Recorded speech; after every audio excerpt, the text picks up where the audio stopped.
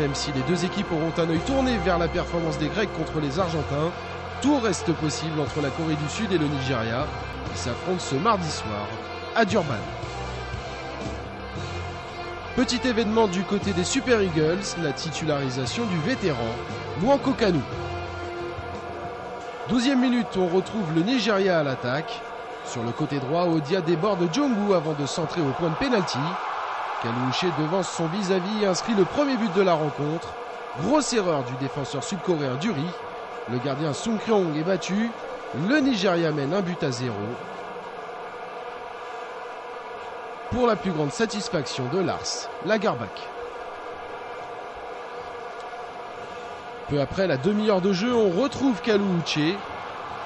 Mais le buteur nigérian joue de malchance sur sa frappe et trouve le poteau droit. Début sud-coréen.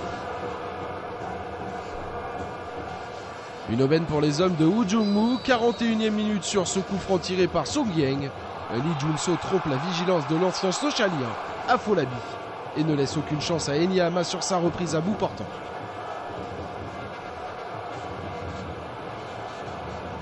Égalisation de la Corée du Sud qui reprend espoir dans l'optique d'une qualification pour les huitièmes de finale.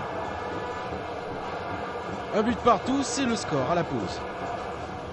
4 minutes après la mi-temps, coup franc à suivre pour la Corée du Sud.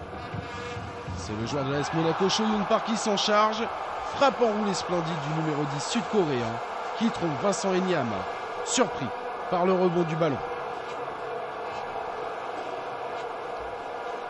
Juste récompense pour l'attaquant de la Corée du Sud qui se rapproche un peu plus de la qualification pour les huitièmes de finale.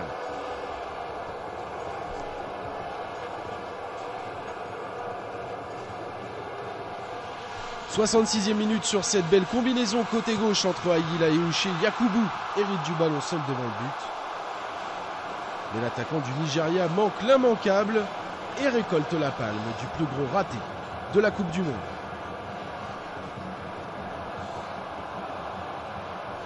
Deux minutes plus tard, le Nigeria bénéficie d'un pénalty pour cette faute de Nabil sur Obasi.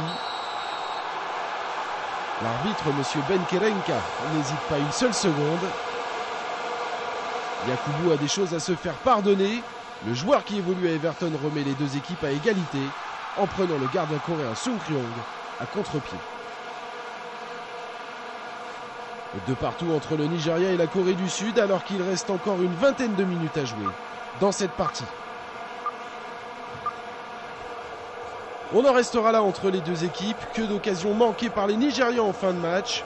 Fort de ce match nul et de la défaite de la Grèce contre l'Argentine, c'est la Corée du Sud qui se qualifie pour les huitièmes de finale en compagnie de l'Albi Céleste.